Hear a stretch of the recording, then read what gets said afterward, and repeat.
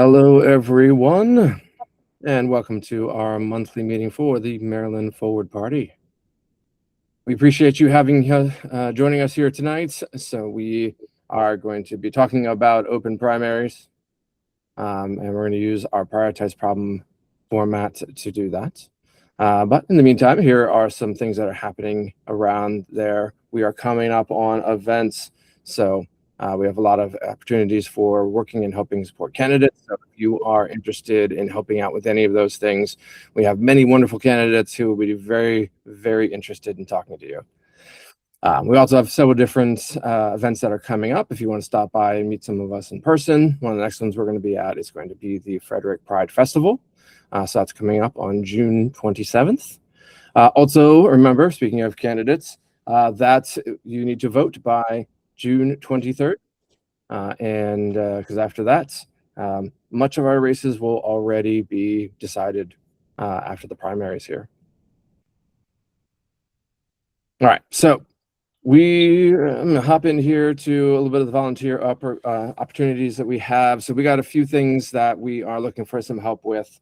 So if you have any of the skills on the screen here and you would like to put some of that work to help, please reach out to us.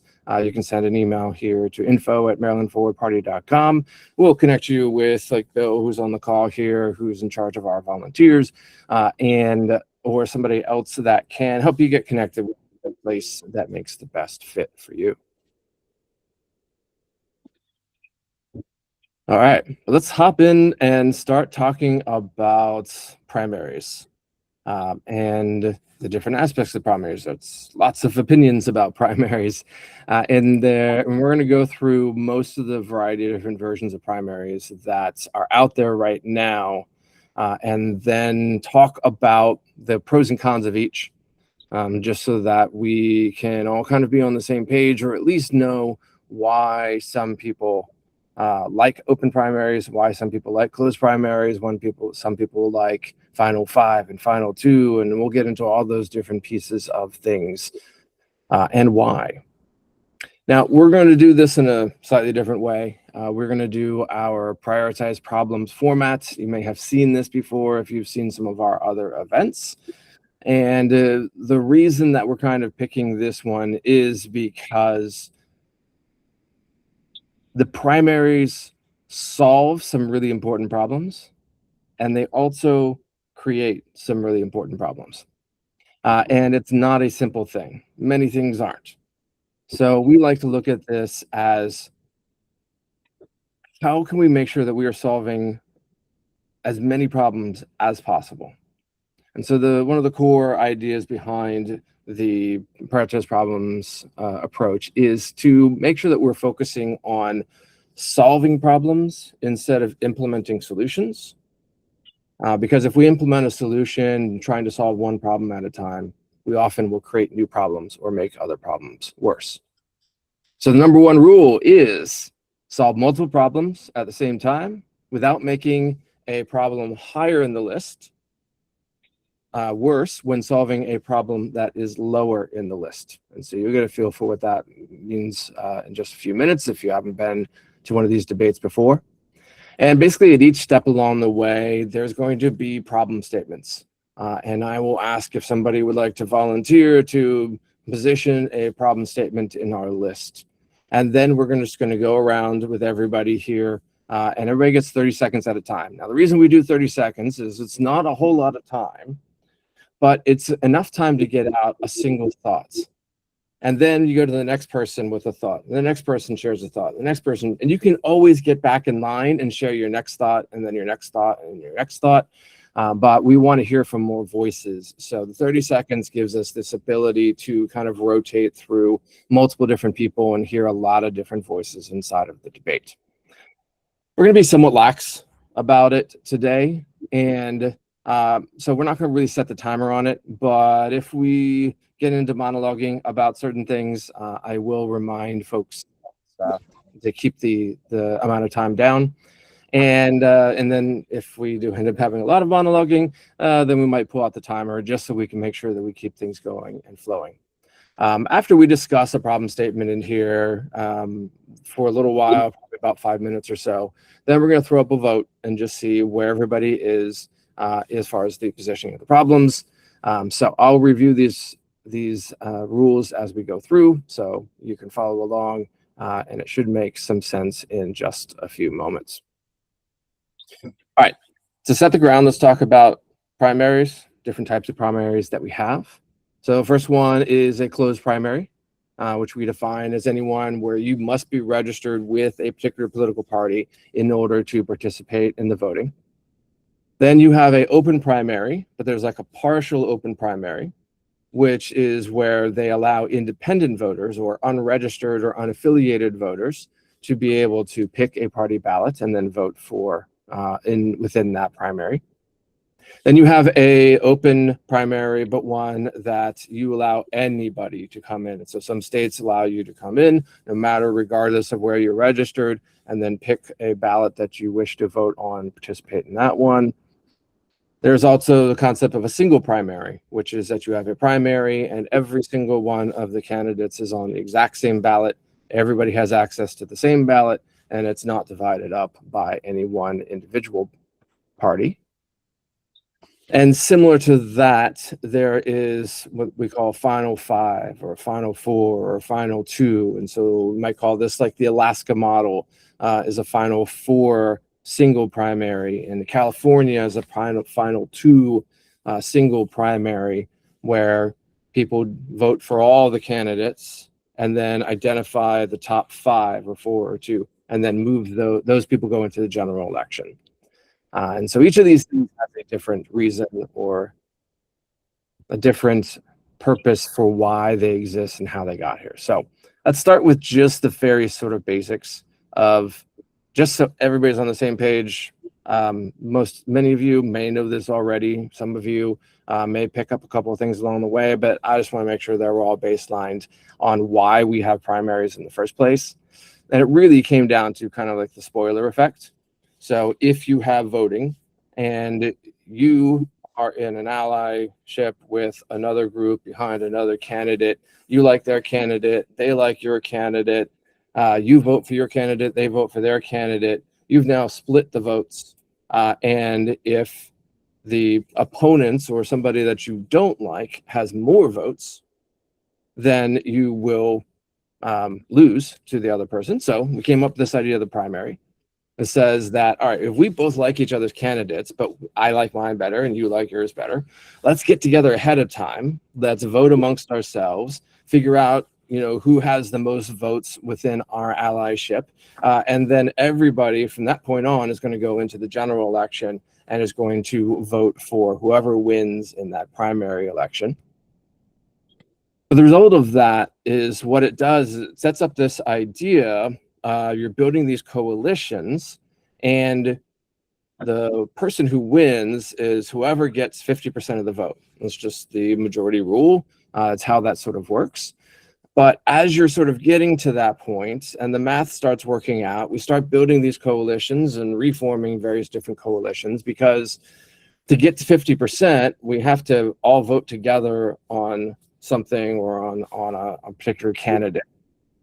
Now, if you have 50% and 50%, that really means that you only have two choices ultimately, once we have sort of figured out the most power. So most systems that have gotten into this place end up getting into a two-party system, just because that's how the math works out.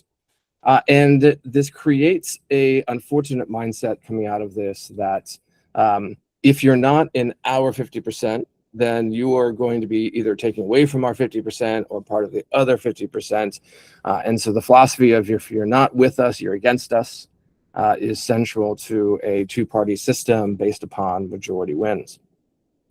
Now, if you are able to get to the point of controlling 50% of the vote, and then you get to controlling more of the vote, and let's say you control 60% of the vote, and Maryland is a great example of this, where we do have a supermajority where the Democratic Party holds most of the votes and the control of that.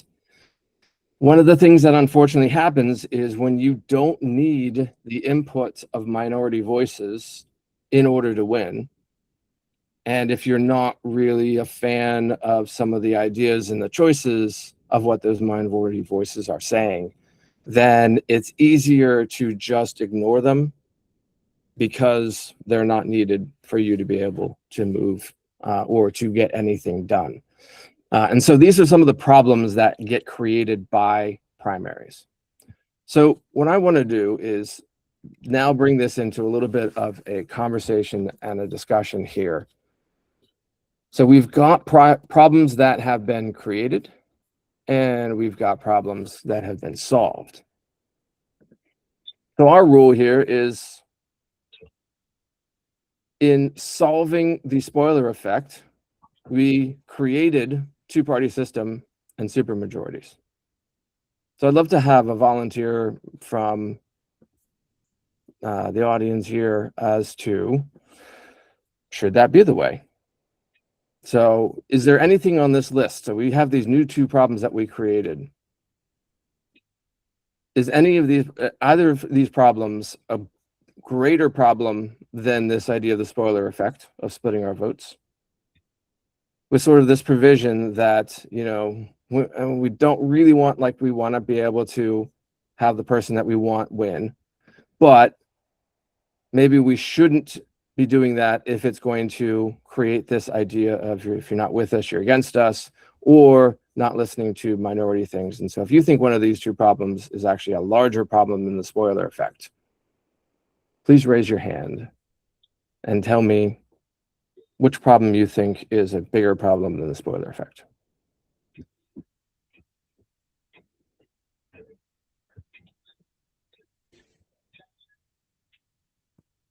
All right. And to get back over to my hands here. So Miriam. I want to answer, but I'm going to ask you if you could just rephrase it like one more time, like just the the premise of the question, because I want to make sure I got it right before I say what I'm thinking. All right. Happy to. Yeah. So we created two new problems with the invention of primaries, which was, one is creating the two-party system. The other is creating this idea of supermajorities that are not listening to the minorities. Are either two of those problems more important to solve than the spoiler effect of splitting our votes? For me, I think that, I mean, one of the main reasons why like primaries were created in the first place was because historically, like, it would be kind of the political party heads who would just appoint someone to be their next successor, and a primary was essentially kind of like a response to, like, around the 1960s, kind of just like protest and uprising, to a response of this, that it's like anti-democratic, right? And Mhm. so I guess when I think about that and why it was created, obviously, like, I see the intense issues that the primaries created, which result in anti-democratic results, even though the point of a primary was, or the intended effect, you could say, was to get rid of that. And so I think it's, if something is, uh, for me, like the spoiler effect, like, I'm a big supporter of like ranked choice voting, and I would think that that would definitely help remedy the spoiler effect, but also just like any kind of obstacle in the way that makes it less democratic, in my view, should be prioritized or be a bigger issue than an issue that goes below that, if that makes any sense. I think so. So I'm kind of feeling from what you're saying that the idea of the supermajorities and then not listening to the minority factions is a bigger problem than the spoiler effect. Is that kind of, is that what you're Yeah, and coming at? I would say so. Yeah, sorry, I worded it a little weird. Like, even like, I don't know if anyone was looking into the race, like in Illinois House race, that happened in, like, I think maybe March, um, with Kat Agab. I can't. Oh my gosh, I can't pronounce her last name. Kat Abagazari, I think, and I think there was someone else, Bliss, and there was other candidates as well. I remember one. Her name was Bushra Amawale, and I saw a lot of people get very angry and very upset. A lot of people from like the so-called, progressive side or left side, Hmm. um, get upset at Bushra Amawala, who is a progressive candidate, who is someone who's aligned with them, maybe even more than the one that they had chosen, or who is more popular in that race. And they got mad at her for kind of like spoiling the vote. And I remember I would push back on that a lot, because to me it seemed very like reflective or similar to like the Democratic Party like structure of how it's like, oh, you have to vote blue no matter what. And it's like, you guys are meant to be Progressive progressive. voices. And yeah, Yeah, you know so I to me agree. it's like, yeah, that, to me at least, that's my own opinion. To me Sure. it's like, you know Yeah. Let's see if anybody else agrees or disagrees with you. 30 seconds. Anybody else, you can put your hand up. You can ask a question about either positioning or anything up here. You could suggest a different wording for this. You could give an example in support of either putting supermajorities first, or you could, if you think supermajorities should go below spoiler effect, you can give your reasons for that. All right, Clayton. All right, I don't necessarily disagree with Marion. I think we actually agree on most of it. I'm just gonna devil's advocate. The two-party system, the 50% cutoff, does tend to kind of flatten out positions, and it means people chase, in terms of the coalition they can build, they chase kind of the lowest common denominator, which what is the one thing we can do to build slightly more than our opponent in this race. Yeah. And that does tend to, to her point, does tend to mean that minority opinions are not listened to because they make up a smaller fraction of the vote. Mm-hmm. There you go. But the 50% cutoff isn't necessarily accurate because not always the best way to decide that. Mm-hmm. Yeah, sometimes it's something that only maybe affects less than 50%, but is still important to do.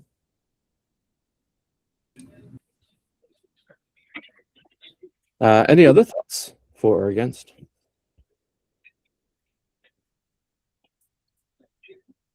All right. So if you like, I'm gonna start a poll here. So if you like supermajorities in position one, so I'm gonna put in two options into the vote. So 1 and 2, and you can take your choice and your vote. And there we go.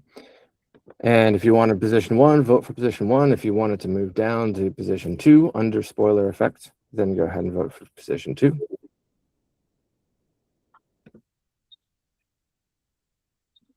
Give us about 30 seconds or so. Yeah, votes in already.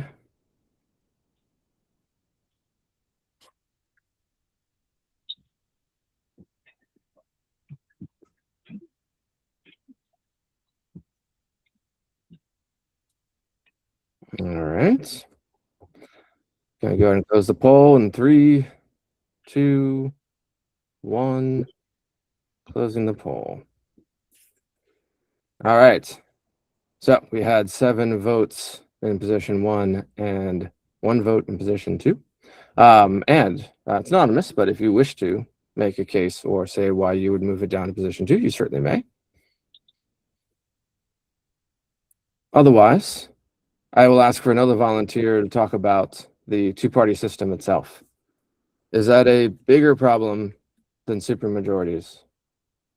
Is it okay to have a two-party system? Ideally, we want some other options maybe, but as long as we're listening to the minority parties, then maybe it's not as bad to have a two-party system. Then you would put it in position 2, or maybe somebody wants to put it in position 3 and just say,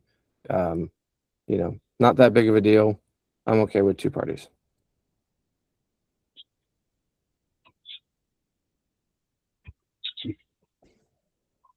Josh. Where would you like to position this? Well, I guess I just got to say, I'm not quite sure how it fits into all of this, but unaffiliated is an institution that is created by the two-party system, and that itself is problematic. Hmm. And so I don't really know how that fits into all of this with this conversation, but to me, the designed creation of unaffiliated as a category so they cannot participate is a problem that needs to be addressed. So I don't really know how it fits in there, but Yeah. Actually, that will be coming up in, I think, the next slide or the slide after that.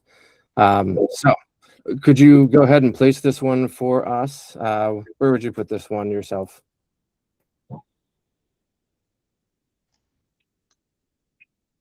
not sure. Yeah.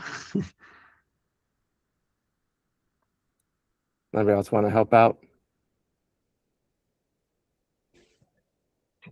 Miriam, where would you put this? I would place it number one. Number one? So even Yeah, up because priorities. yeah, it's All right. Cool. Anybody else want to weigh in on that one? Stephen. Of the Yeah, public. hey. Yeah, I think it was Josh who was talking earlier. Uh, I just want to kind of agree with that, the whole unaffiliated thing. Like, that's my big problem. Like, I think two parties can work okay if everybody's allowed to participate in the primaries. I actually think if one of the sides allowed unaffiliateds to vote in their primaries and the other didn't, then that side would win easily because we get more kind of normal candidates, I would suspect. So, like, I think it's a problem, but I think it's a problem that could be kind of taken care of if we're all allowed to participate in the primary system. All right. Okay. Bill, what's your thoughts? Just in terms of what Stephen said, I think the problem there, Stephen, is the candidates. None of the, who's going to put an unaffiliated candidate on a ballot and give them a chance? We're still limited to who the two parties are giving us to Yeah, choose. but that's what I'm saying. If we're allowed to participate in the primary, like if we had two real primaries the last election, I think we would have had Gretchen Whitmer versus what's her name from South Carolina. And similarly, if they allowed it this time, I think we'd get candidates like Spencer Cox uh, and Andy Beshears, for instance, who are like normal people that can like satisfy the unaffiliated. So I don't care that they're Democrats or Republicans. I like both of them. So it would give me somebody good to vote All for. right. The Before we challenge go back and forth, you can get back in line. I'm gonna go to Clayton. We got and Miriam. They have their hands up, and then if you want to get back in line, go for it. Clayton. Sure. I'll actually kind of co-sign what Stephen was saying here, in that depending on the party, they're very good at mobilizing unaffiliated voters, even if they're not involved in the primary. Saw it in 2020, saw it in 2016, and you've seen it in every interim election. If an idea is big enough for them to build a coalition that extends outside of their political party, they'll do that. Yep. All right. Miriam. um you can still, I think, like if, for example, we had open primaries, unaffiliated voters can then participate, but then the issue is it's still kind of limited because, like, the problem of the spoiler effect, people feel as if that they want to vote for a candidate that has a better chance, that has more resources, et cetera, et cetera. And I think that those problems stem from the institution of there being a two-party system. And so, to me, and also just unaffiliated candidates, unaffiliated candidates most of the time do not, or candidates with a alternate political ideology that isn't in like just Democrat or Republican can't necessarily get to where they want to be because of that. All right. Bill, you're up next, and then Josh, and then we'll go to Mia, and then I'll probably go to a vote. So I think there's really two problems here. One is the problem of who do we vote for, and how do we vote for them. But the second problem is who determines, how is it determined whose name is up there to be able to vote, if you're choosing of candidates. And there needs to be a process that determines, what names go up there, as well as a process for how we choose the top 2 or top 5. Yeah, agreed. All right, Josh, and then Mia. Yeah, just I guess to add on to that, yeah, to me the challenge there, it's one thing if an unaffiliated person can vote in a primary for any of the other parties. It's another if they're allowed to organize as their own party. And I think that's the real challenge in the sense that they can't run candidates together in a primary to compete each other. They can't act like a party in our current system. So I think that's two separate things that need to be addressed. But most importantly, just to allowing them to participate in a primary process as a whole gives them the most power, in my view. All right. Mia. There you go. I'm sorry, I was having technical issues. I also got kicked off the meeting. I apologize. Okay. So I had more of a question than a statement here. Does ranked choice voting not solve this issue? That I mean, I was wondering if that could solve it. Yeah, actually, I got a slide for that coming up. So yeah, let's get moving on and get into some of these other issues, because this is where it really starts to get interesting, I think, in this debate. I'm going to launch a poll here. Go ahead and fill this out. So up in your top right corner, there should be a little purple button for the polls. That should pop it back up. You might have to scroll past the first poll to get down to the second poll. Let's go ahead and vote for those options. So two-party system, should that be in position number 1, 2, or 3? Is it our biggest problem? Medium I'm problem? not seeing the button. I'm not seeing the button. So up in the top right, this point is probably a small little icon. It's purple. It's got a little square with like a couple different lines on it. And then if you click on that, it should pop up a window that Okay. has the polls.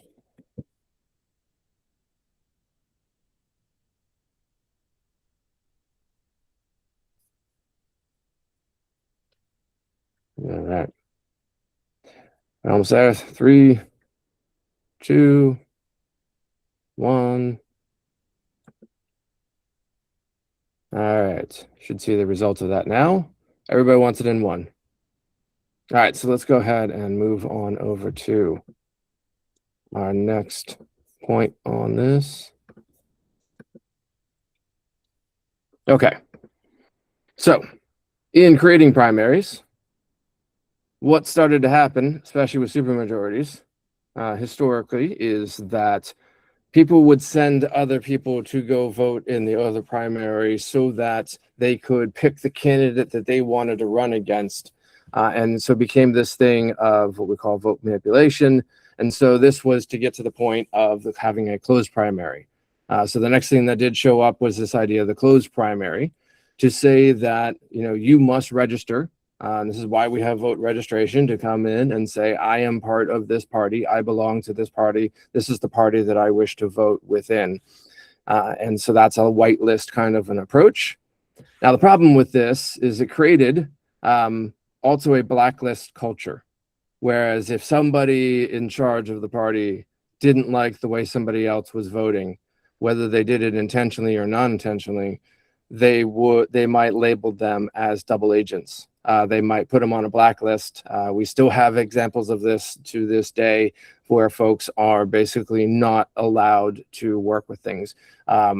Campaigners and Advertising firms are not allowed to work with certain people and certain candidates who would swear up and down that they are part of that party, but they are on a list of do not touch because they went against the leadership inside of that.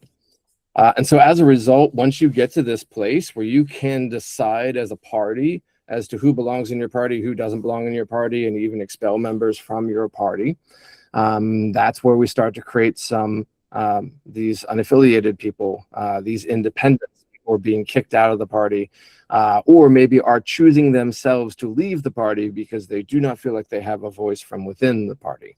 And this starts to get to the point where now that is maybe less than 50%, and you have a minority rule is a possibility in these cases, where in the general election may be chosen by minority factions that do not represent the majority of all voters. All right, so let's come back over and let's talk about that issue over here. So I did some starters on here. If anybody else wants to put in a different issue on top of this as well, you certainly may. But we had these problems that popped up. We had our supermajorities. Actually, I made a copy over our order from the last one. So here's this one, and now we're going to put these in here. Bring that down a little bit. Okay. And we've got these new problems of voter manipulation or vote manipulation, blacklisting, minority rule. Who would like to make a proposal as far as one of these new problems that is actually worse or more important than the previous problem?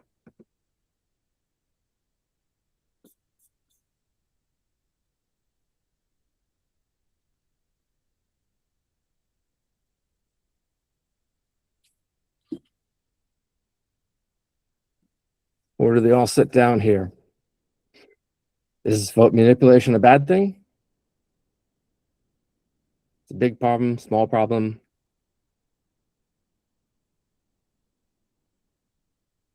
How about blacklisting? All right, Mia's up first. Yeah, so these are the arguments that I've heard when I've spoken in favor of open primaries, because I did not even know that open primaries were a thing until when Bernie Sanders was running and they blocked me from voting in the primaries. It's I don't know what the solution is to this, because I know you always have bad actors that know the system, know how to manipulate the system, and they have a following that will help them manipulate the system. But what I do know is that voting is not supposed to be about parties. It's supposed to be about policy.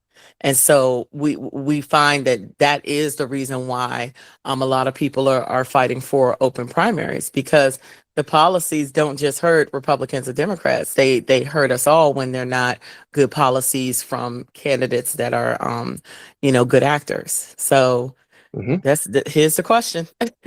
Yep. So it sounds like you're talking a lot about this, like maybe in the minority rule, where the candidates that end up being the ones that we have to vote between do not represent all of the voters. I think that is 100% of the problem. And just what do you call it? Just to be transparent, I am one of the candidates on the ballot in my district. So, but yes. Right. Thank you for the transparency. Where do you want to position this? Do you think this is a larger problem than the two-party system, if you're not with us, you're against us, or not listening to the minorities, the problem of supermajorities?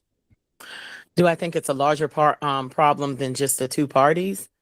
No, I mean, I think that what the two parties have become is the issue. And I think that the states that have closed primaries, they're definitely benefiting from that. Like I said, I left the party and become an independent, and because I was disgruntled, because I really just believe you need to follow the candidates based on policy and based on what their record is, and then found that I wasn't able to vote. And, I didn't know anything about there being open or closed primaries. I didn't know anything about it. And there were a lot of people in that boat. We found ourselves locked out. So. Yeah. So would you rather have minority rule here in position 2 I think is what I heard you say is you still want to keep two-party system up at the top. Or would you move it further down? Or did I get that wrong and you want to move it further up? When it says minority rule, I mean, I don't know, candidates chosen by minority factions. So that doesn't mean that they're actually the minority, whereas they're not the popular candidates amongst most of the public, right? I want to make sure I'm understanding properly. Yeah, this is the wording here, the term for it is minority rule, but it's not that they're representing minorities. It's that there is a small faction that gets more votes than the next faction in the primary, but they do not represent 50% of all voters. Oh, that's also a very tricky one. Sorry for being indecisive. That's very tricky. Oh gosh, I don't know if to step outside of these questions to fix this is the fact that we need to have more, what do you call it, more debates so that we can kind of move more towards a choice voting and move towards where the majority of the public can know which side they fall on, regardless of affiliation, and then maybe have an open primary, because that's been one of my issues too. People don't know who they're voting for, and that's a lot of the reason why we have these problems to begin with. They Yeah. need to be able to see the candidates, hear them speak, know what their record is, and we are suffering from a system where the voter is very uninformed. That could be a whole nother one here with Yeah, sorry about that. I tend to do that. no, that's a good one. All right. So, and if you, Stephen, you actually, let's go to Stephen and see. What are your thoughts there? Yeah, so I would say I agree with a lot of what Mia said on that. I do think the minority rule for me is bigger than the two-party system. And I think we're kind of headed that way, especially the way our Congress is made up now. And like, I, I think they need to increase the number of Congress people so that they have smaller districts that they're actually representing the people. But again, I do agree that ranked choice voting could really impact that if we're all allowed to have some input on in the primary. That's my big issue. We're led by the fringes of both parties. Okay. Does anybody want to add in anything else? Do you agree with Stephen of moving this up to number 1? Or you want it a little bit lower? I don't know if DC has open primaries, but they just started ranked choice voting this time, but it always seems like they seem to actually get the candidates that they actually want as a majority. I don't know how they're doing it different than my state, but I honestly, they always seem like they're actually getting the person that the majority of them want. So I'm like, can we just move a little bit closer to how they do it? I know they're a city and I know it's smaller and it's a whole different ball game, but there's got to be something that we're doing wrong because voters are very disgruntled here. Okay. All right, well, let's vote on minority rule. I'm going to go ahead and put this into our thing, see where people want to position this. And I get into the polls. We're going to minority rule. Do you want this in position 1, 2, 3, or 4? And launch. Okay, same place up in the top right corner. Purple button, new poll is live, and then you might need to scroll down to get to the third poll. And while people are voting, we still got a couple of these things. I'd be curious to see if anybody has opinion on like blacklisting or vote manipulation. Like that's the thing that everybody talks about when it comes to opening up primaries is like, oh, no, can't open up the primaries. It's going to be vote manipulation. So I'm curious for the folks here on this call on that one, where you would position that. Is that a very important problem or is that a... All right. I see a hand up for Bill. I'll come to you in just a moment there, Bill. And I'm going to go ahead and close out the poll. In 3, 2, 1, and closed. And actually, this gets the most number of votes in position 2, with a close second in position 1, and a couple of votes in a couple other places. So I'm going to go ahead and move this down. Bill. So the idea of voting for, the weaker candidate, but then you're not voting for your candidate. So how do you know that you're going to get the best person from, your organization, your party up there? Yeah. And you're giving up your vote. So to me, that shouldn't be much of a problem because there's too much risk to it. So you put that down at the bottom? Yes. Okay. All right. We have thoughts from Mia and then Clayton. I actually didn't understand the concept that Bill was talking about. I apologize. So it's the problem is that I go into the primary and I don't vote for the candidate I want. I vote for the weakest candidate in the opposition because they're going to be easier to beat, and that's been a concern that's raised. And I'm saying I don't see that as being a problem because if everybody's voting to get the weak candidate on the other side, then we have no control over who's the candidate on our side. Unless you truly got the supermajority where you can do both things, but that's not the case in most places. Yeah, I agree with Bill. Okay. I was not understanding there, but yeah, I agree. Most people are not going to throw their vote away. I think that, again, this argument would be for people that are always saying, well, there's bad actors and blah, blah, blah, blah. But I think it's a very, very small minority. Most people are not going to throw their votes away. All right. Clayton and then Stephen.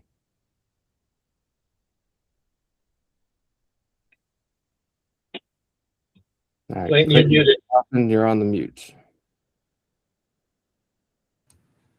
Sorry, I was on mute. I was actually going to agree with both of them. I don't think anybody is going to throw their vote away, and the people who advance that as a rationale tend to kind of be grasping at straws. It's very much a fake voters, imaginary votes, etc., like things that have such a low incidence of occurring that they're almost statistically negligible. Yep. Okay. Stephen.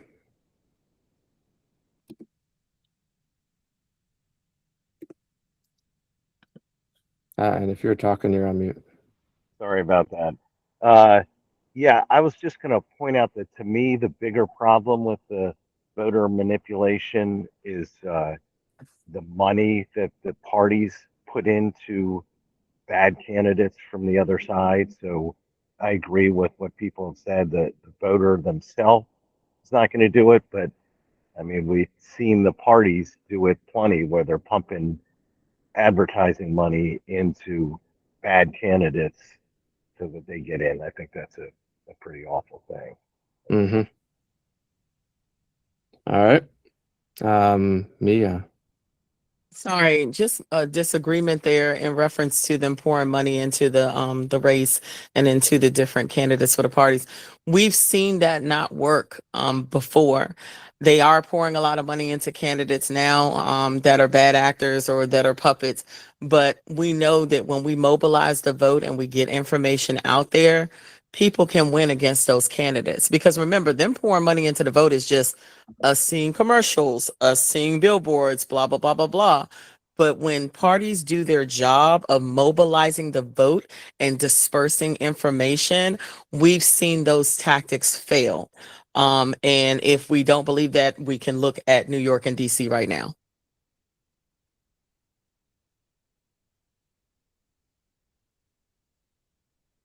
All right. Go ahead and launch the poll, and you can.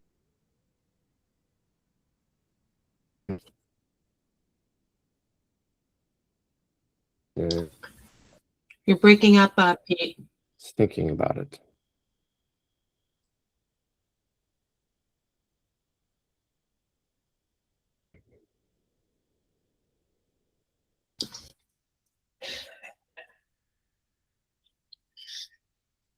How am I coming back? A little bit better. All right. Okay, now the poll should be out.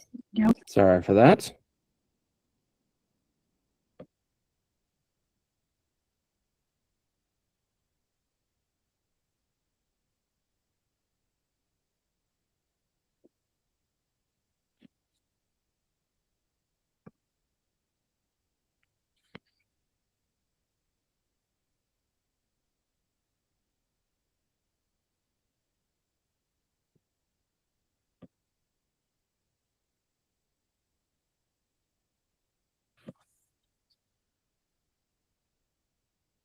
All right.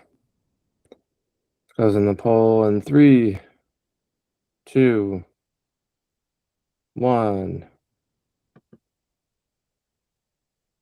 Okay, so we actually had a little bit more of a spread on this one. So most votes still in position 5 with 6 votes, but we also had 2 votes for position 1 and 2 votes for position 4.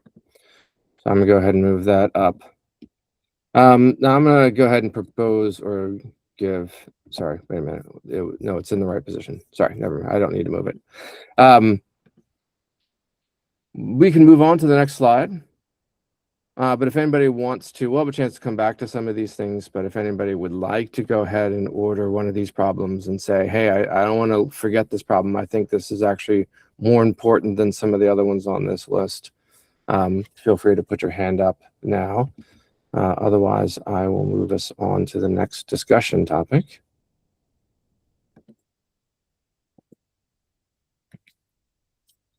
All right, let's go ahead and move on. So let's go here. Okay. So why do people want open primaries?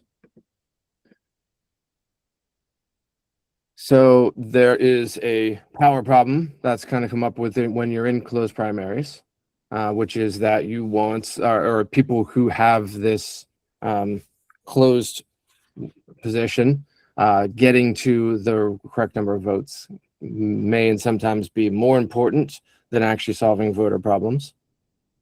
There's another thing that kind of pops up in this situation of party leaders who are protected and don't have to worry about, they stay in power until they choose to leave, retire, or pass away. So the solution to this was open primaries, which is that some of the people who are not in the prime positions for party leadership can get more support. And so they may be independents themselves, but often so they are part of the party itself. And they find that they have kindred spirits and people who have been disenfranchised, who have left the party or been kicked out of the party. And so by opening up the primaries, they have access to more voters to be able to build a coalition to be able to tip things over. But of course, along that way, that now the open primaries brings back that issue of the voting manipulation. So let's talk about power and untouchables. And go back over to our debate section. All right, I'm going to copy in our list from before.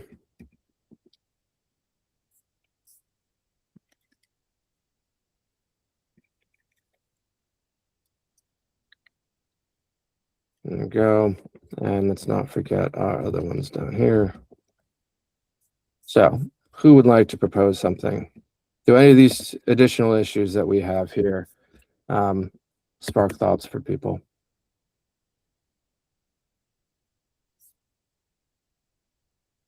Mia? You mean the issues at the bottom, right?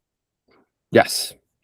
Yeah. The untouchables, of course, is a very, very one that is near and dear to my heart that I hate so much. All right. Where do you want to So put it we- in the list? What number? yeah. I guess that would be so of which one is the biggest issue, or Yeah. I want to make sure I understand. So more like, it's okay, we have a two-party system as long as we figure out the untouchables part, or two-party is a problem, untouchables, but also representing all voters, it's okay to have untouchables as long as we're representing all voters. What's more important for you? I think that the most important one is the uninformed voters, because again, like I said, when it comes to big money in elections, um, you have this effort where people would try to make it seem like your vote doesn't count, but it definitely counts. And that's why money pours into these elections. So that's because our votes are still very, very powerful. So voters being uninformed is probably the biggest one. I've had several people contact me today and apologize that they were voting blind, going into early voting for the state. So, for my county. So yeah, I think that that's the most important one. All right. Anybody else feel differently, or anybody else want to pull one of these other problems up into the list in a different position? Bill. I would put power there, and I think that's something we have now with both parties. Is everything's about the party and not about the people they're representing, and it's just about winning and vote control. So I would consider that a priority problem. All right. Which number would you push? Would you push it? Put that in. I'll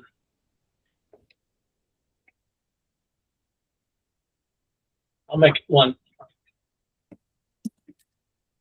All right. So we got a battle between uninformed voters and power. All right. Who wants to make a case for one over the other?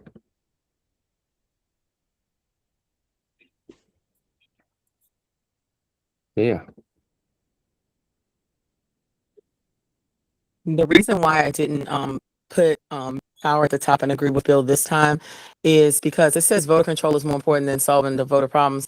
So within the parties, the reason why the parties can push the narratives that they do to manipulate the public the way they do, again, is because the public is uninformed.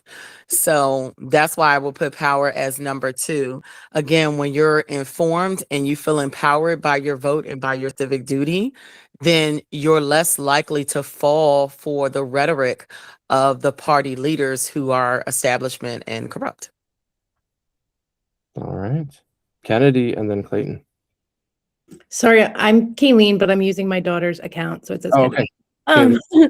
But I agree with Mia in putting uninformed voters at number 1 as like the problem. I don't think you get the vote control if in an ideal world voters were all 100% informed. It's harder to do that. And I think vote control has been something that's been here at the foundation, unfortunately, of our democracy. So, again, if you're an informed voter, the people would continue to hold the power over the power controlling the vote. And I felt like that first point that was made way back when about like anything that impedes democracy is like the biggest problem. And that, again, informed voters, like, and then power being second, like both impede democracy, in my opinion. All right. Clayton's up next and then Stephen. All right, so I kind of agree with Mia and Kaylee, correct? All right, not Kennedy. In that I would put uninformed voters at number 1. I would still say that the two-party system kind of entrenches that. Beyond that, I don't have much to add, but that's the mechanism that they use to wield that. Gotcha. All right. Stephen and then Courtney. Yeah, I guess my thought on this is like, while I do agree that's hugely important, I'm not sure it's a structural thing that like you can control by the system, because people just, you can't make people be informed, and I don't know that the nature of the system can improve that somehow. So to me, it's hugely important, but it just doesn't strike me as like being impacted by the system. And the other point I want to make, I tried to put something in chat, but the issue with the voter manipulation on the open primaries, I'm just kind of wondering, are there any states that allow open primaries only for unaffiliated voters? And if you're a registered Republican or Democrat, you have to vote in that party. So I think that would maybe address it. Actually, let me hit that real quick, and then I'll come back to Courtney, Mia, and Clayton, because we actually do have a graph. And so this graph here represents I'll zoom in on it a little bit more.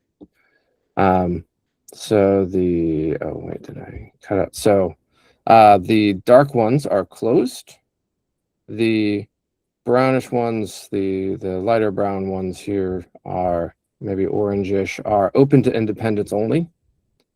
Then if you get into the tan ones, those are fully open. So anybody from other parties could actually vote in any of those. And then the yellow ones are nonpartisan.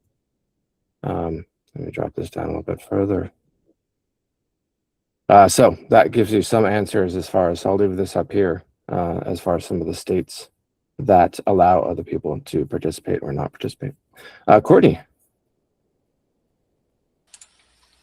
Hey, okay, so I think that power and uninformed voters are downstream of the two-party system, although they're really huge problems.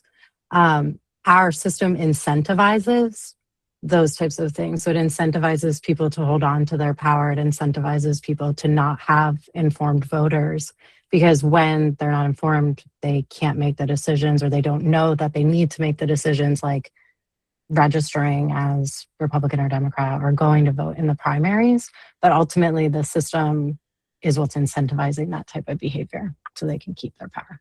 That's my thought. All right, thank you. Mia, and then Clayton. Yeah, 100% what Courtney said. So yeah, I was trying to answer the person before. I'm sorry, I'm bad with names, but yeah, there are many things that our society incentivizes quietly, and uninformed voters is one of those issues. So I know that it may seem like, oh, you can't really control people being uninformed. No, it's a concerted effort to make sure that people are uninformed. And it didn't used to be like this. So we have to make sure that we're understanding that the issues that we have in our political system are systemic. And they don't, it's across racial lines, it's across social economic lines. So, yeah, it's definitely a concerted effort to keep people uninformed so that they vote blindly or vote along party lines with whatever the party tells them to do. And it is a big issue on both sides, and it disenfranchises us. All right, let's go to Clayton, and then I'm going to get a vote going, and we're going to vote on uninformed voters and see if we move it. Everybody wants it in 1 or 2. Clayton. Mia already kind of said everything I was going to say, so never mind. All right, never mind then. Okay. All right, so uninformed voters. And we're going to give us some options. And 3 and 4, 5. So you can put this wherever you wish. And 7. All right, and I'm launching the poll. Okay, top right button, got the purple thing there. Go ahead and take your votes for uninformed voters. Is that our most important problem to solve? We can deal with the others later. Or do you move that further on down? And then I'm actually going to come back afterwards, and we're going to do a vote for bills for power. Let's see where that one lays up. So I'm going to get that one prepped. But first, we're going to do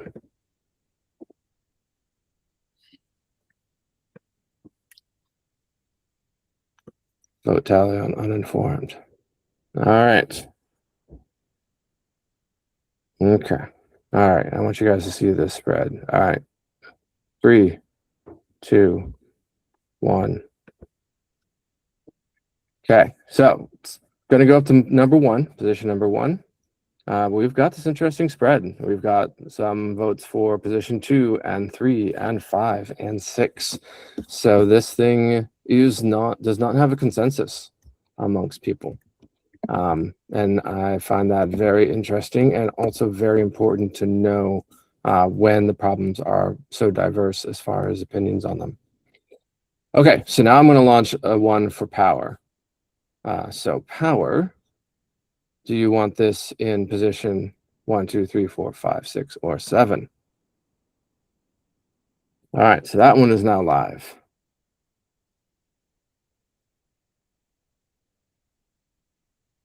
So, and while you all are voting, I'll also just sort of, I mean, one of the things I like about this is pointing out that when it comes to talking about open primaries, like usually the first thing that people throw out is, oh, well, somebody's going to go through and vote in the other primary. We're going to have voter manipulation. And this is the thing that we find when actually you talk about it and you compare it against everything else there in the list. Voter manipulation is down towards the bottom of the list as far as what people care about. And so if we're preventing open primaries because of voter manipulation, but we're making all of these other problems worse for the sake of voter manipulation, maybe it's not that important. All right, go ahead and close out the power bowl. So we've got, we got a couple minutes more. We probably have one more person to vote. So we've got, so if there's one person who's trying to decide, please decide, because we're sitting here on a tie, and I'm curious to see where that will go.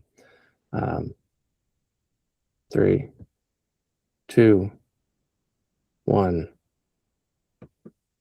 Okay, no changes. So the tie was between 1 and 2, with a couple votes down for 4 and a vote down for 6. So I wish we could do I wish we could do like a ranked choice voting or a multi vote on this one. I'd be curious to see how the results would have come out differently. But we'll have a chance to move things around later, if you so wish. And I will leave it where it is right now, since we had a tie in the votes. Okay. Let me get into the thing that we've been talking about, ranked choice voting. So ranked choice voting comes along, and to define what we're using for this, I'm using this maybe a little bit more in the lowercase ranked choice voting versus the uppercase, proper ranked choice voting. But basically any kind of system wherein you can put all the candidates in one ballot and then rank the positions. And what this does for us is when you can say, I like multiple different choices. One of our candidates expressed this really, really well, which is to say that I want to know that the winner is somebody that more than 50% in the district wants that person to represent them. So that's one thing that we get from the different types of ranked choice voting is everybody says, I'm okay with all of these people, and they mark down all those people that they're okay with.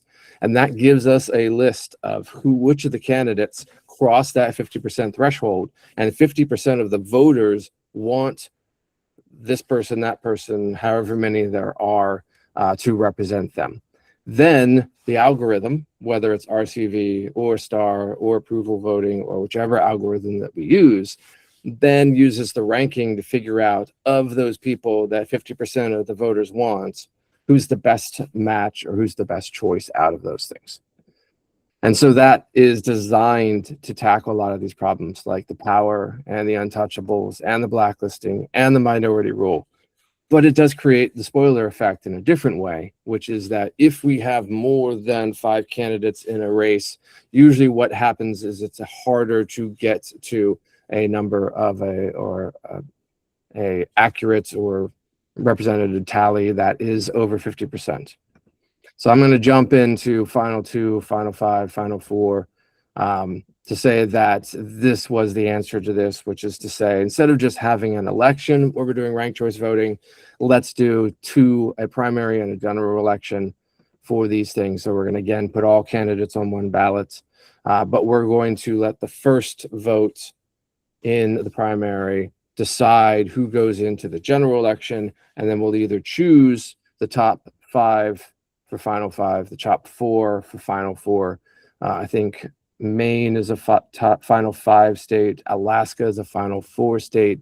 And California is a final 2 state. One of the things is it's a different system. So it creates a problem of confusion. Voting manipulation, still possible in the system. But one thing that has already kind of been said here that I want to point out is you can manipulate the vote kind of with any of these systems. We don't really have a system or that fixes that problem yet. So for me, I wouldn't count that against the primaries and the various different versions of them, because every system can be manipulated. But I do want to point out the final 2 system. When you are in a supermajority state, what usually happens just by statistics is that you end up getting 2 candidates in the general election who both come from the same party.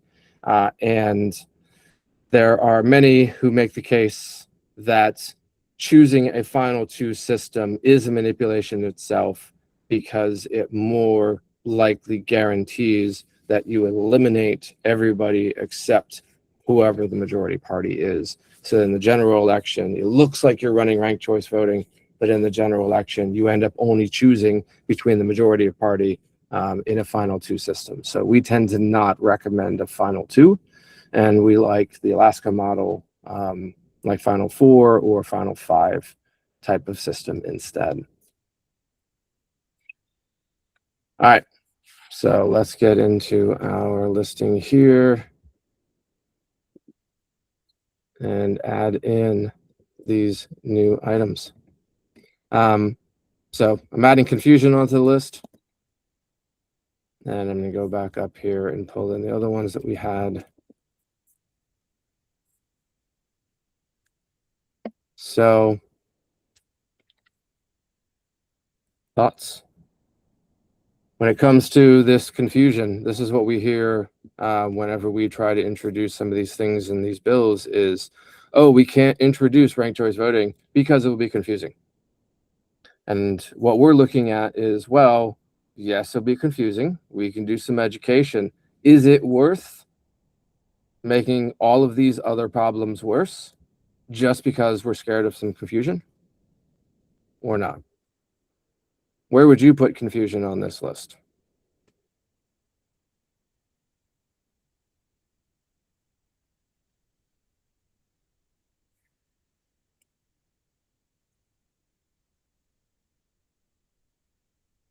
Courtney?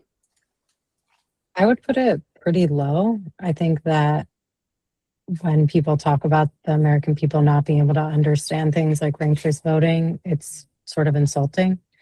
I think we're pretty capable of learning things, and I think we already navigate a lot of confusing systems anyway on a day-to-day basis. So I'd say it's pretty low. Would you put it below voter manipulation, above Yeah. voter manipulation? Below. Yeah. All right. Anybody else have some thoughts?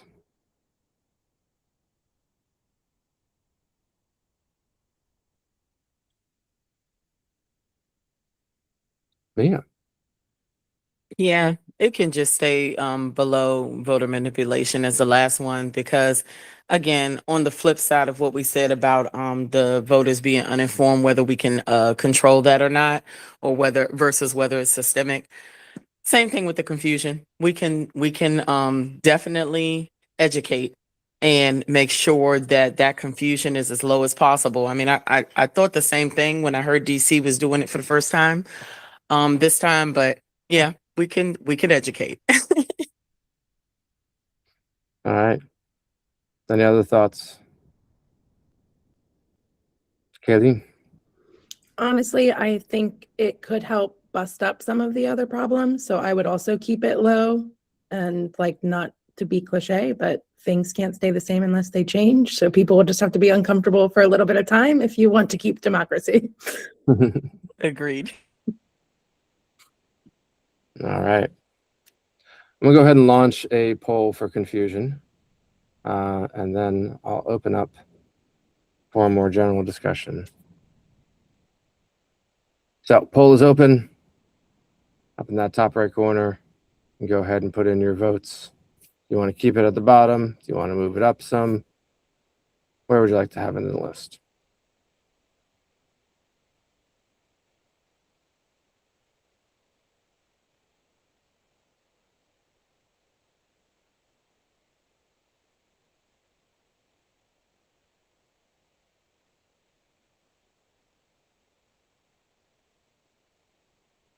All right. Close the poll in 3, 2, 1. All right, majority of votes down there at the bottom. All right, so those were all the components of the issue that are generally out there. We've also put together and discovered a few more that we added in here, like big money inside of the list and adding in uninformed voters. So thank you for that option as well. So I'll just kind of like have it open at this point for any additional thoughts or discussions here. And so we'll start with Jeff.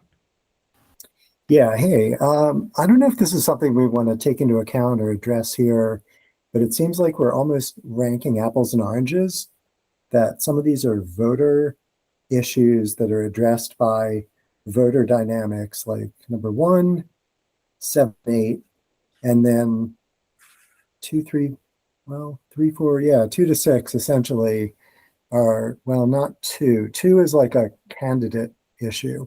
3, 4, 5, and 6 are systemic issues where it's the voting, the the political system that needs to be addressed through legislation or however it's actually changed from the inside out. Just a thought. Sure.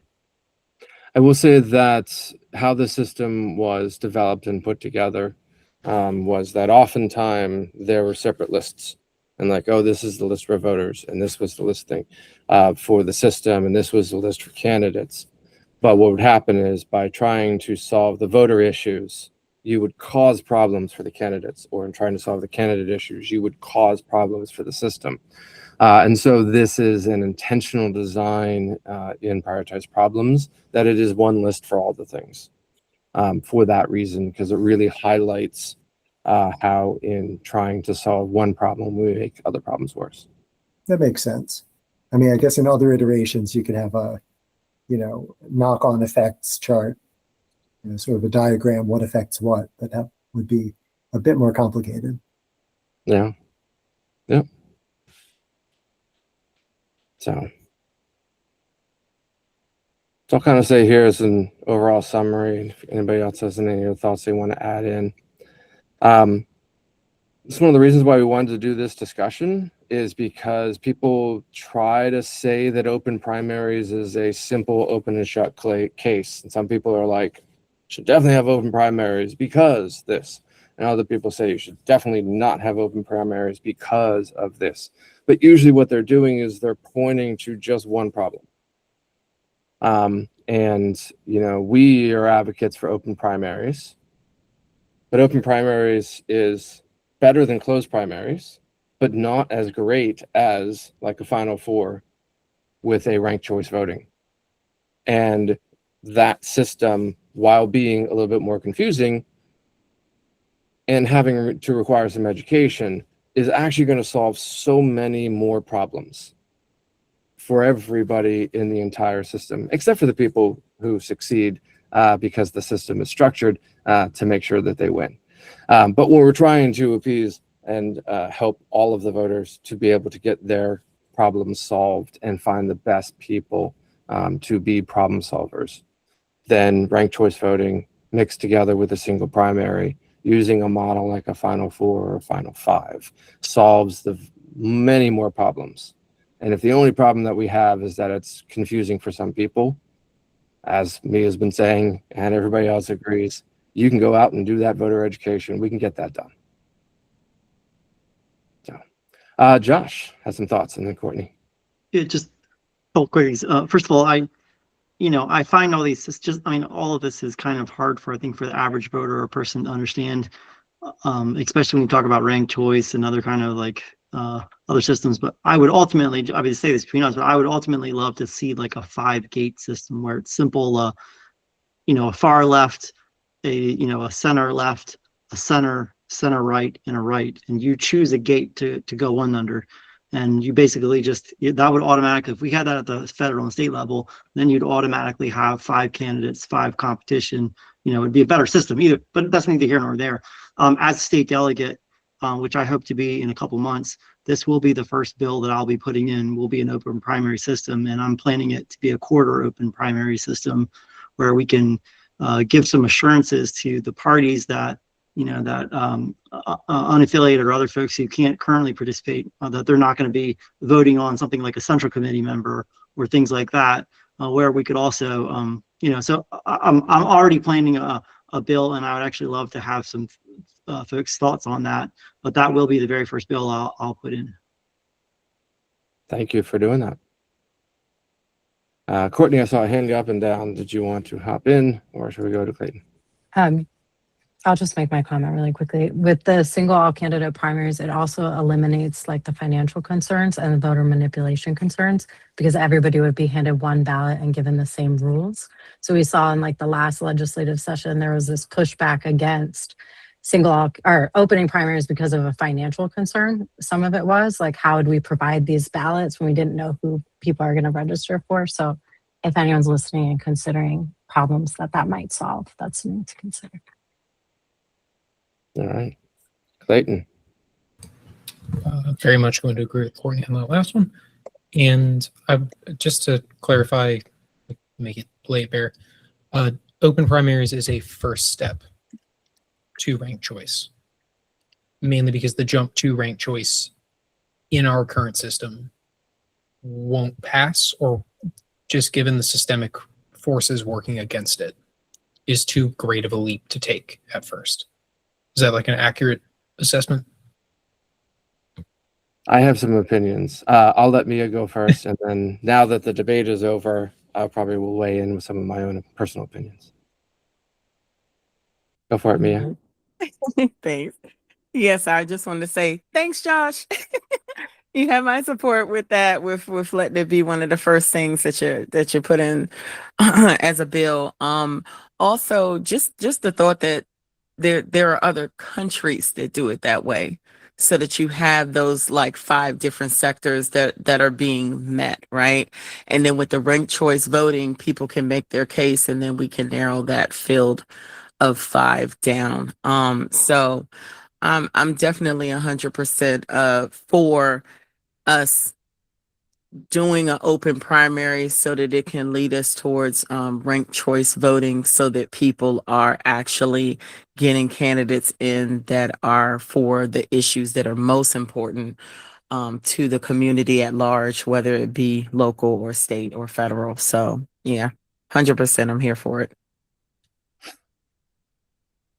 All right. I'm going to click over to just a couple more slides here just at the end, because we're wrapping up and we're getting close to 8:30. So if you'd like to know more about what we're doing with the Maryland Forward Party, you can, of course, check out our website, marylandforwardparty.com, or reach out to our head of volunteers, Bill Stewart, so bills.fwd@gmail. And join us for our meeting next month in July for how to talk about forward. So I'll leave this up here in case anybody wants to jot that down. And so free-form discussion at this point. We'll talk for a little bit on the record, on the recording, and then I'll turn off the recording. And if people want to stick around and talk afterwards, you're welcome to stick around and have more chats. But I can't put my hand up, so I'm just going to jump in at this point and say, here's my opinion on a bunch of these things from my own personal thing. We saw several different bills get introduced on the same topics in the last legislature. And there was some spread in what they represented. But there wasn't this idea that we have to get one bill across before we can propose another bill. I don't know why this doesn't just go out along with an open primary bill.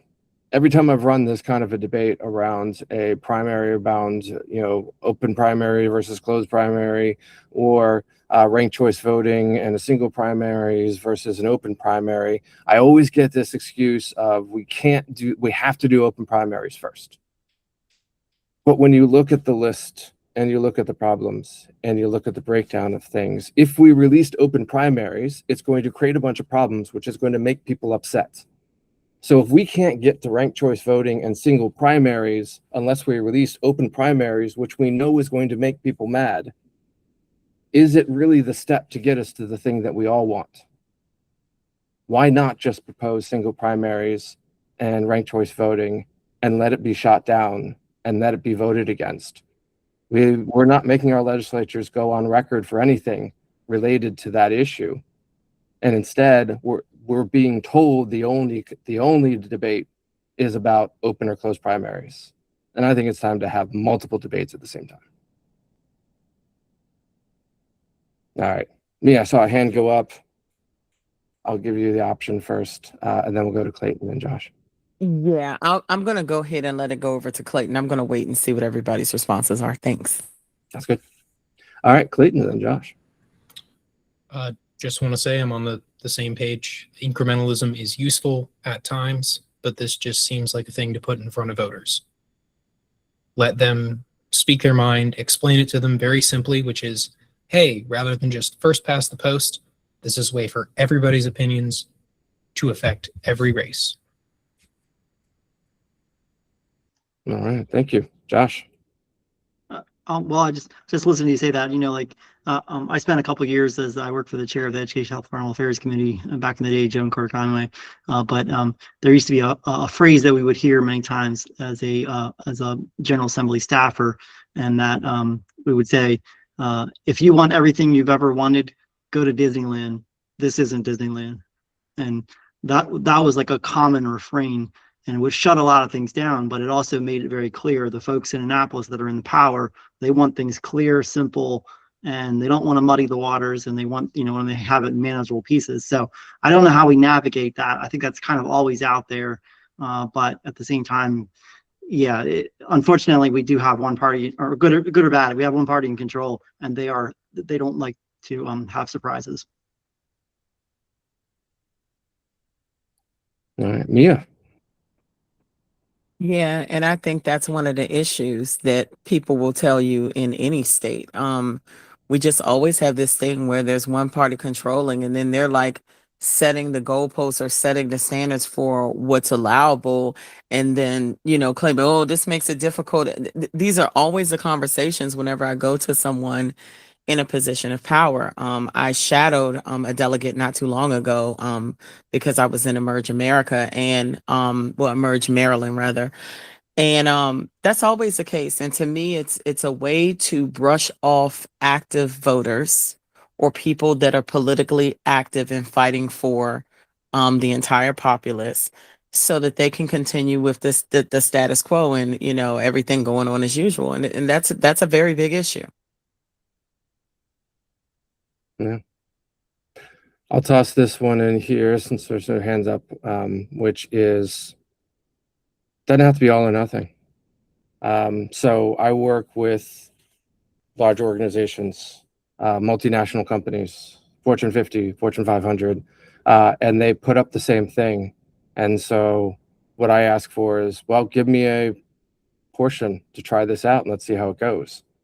And so they opt in, and one portion says, yes, I want to give this a try. And so we do that in that one section, and we don't do it across the board. And then we see how that goes. And then we can then make some adjustments for it and roll it out.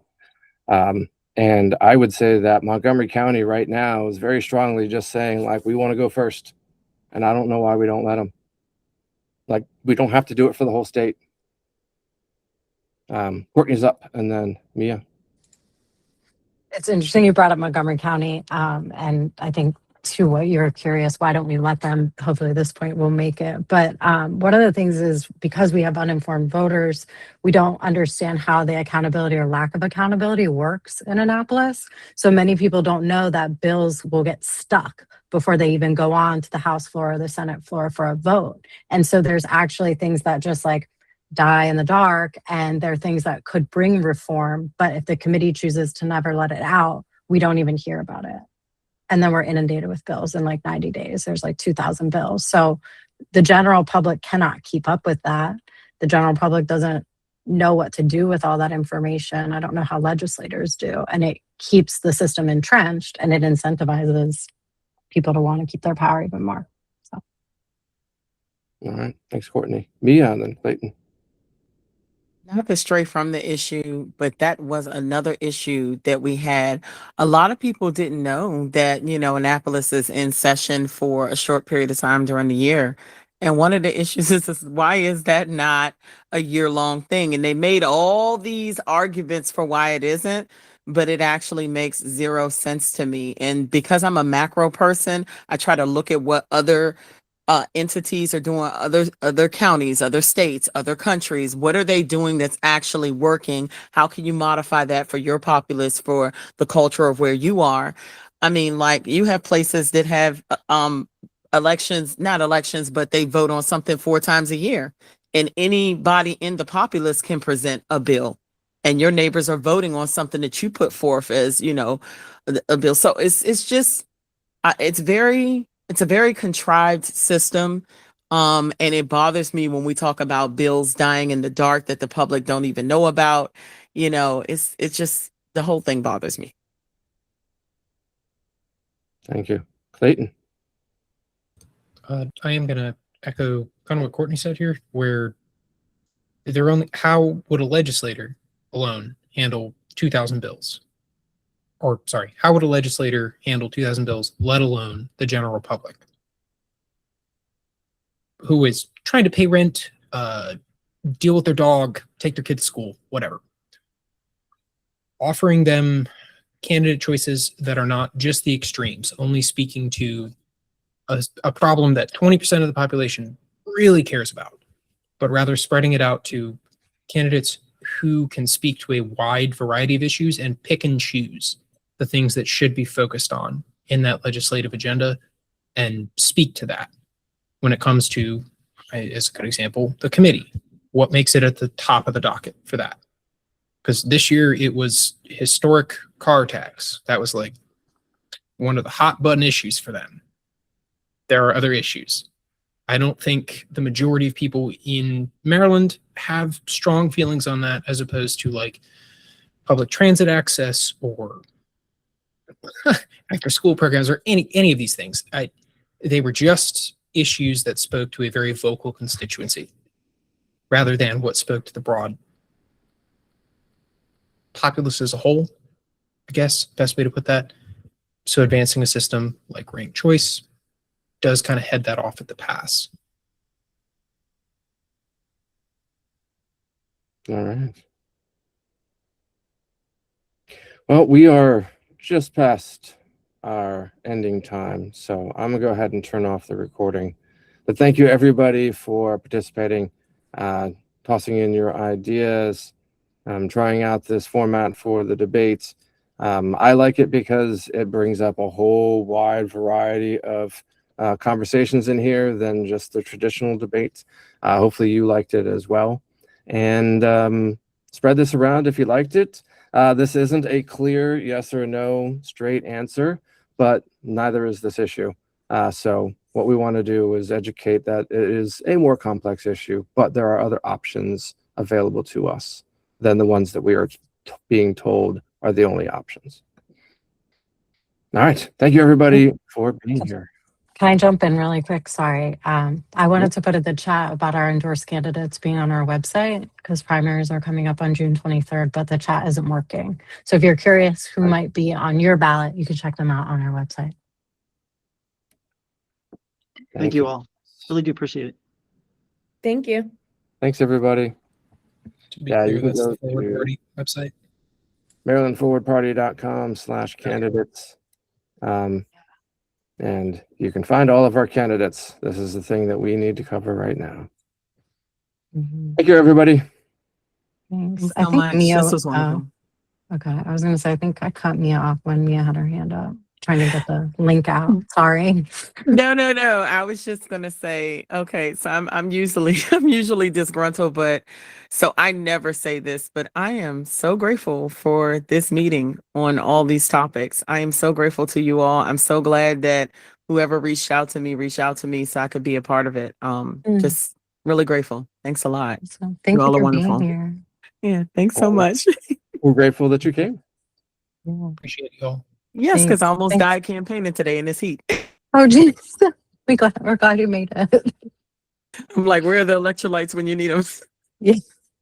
That's funny. Well, hopefully you'll stay connected with us. Good luck. You said you're running? Yeah, I'm running in Prince George's County, of course. Oh, cool. Awesome. Very cool. All Well, good right. luck. Thanks luck. so much. I appreciate it. Thanks everybody for coming. See ya. Bye. I'm trying to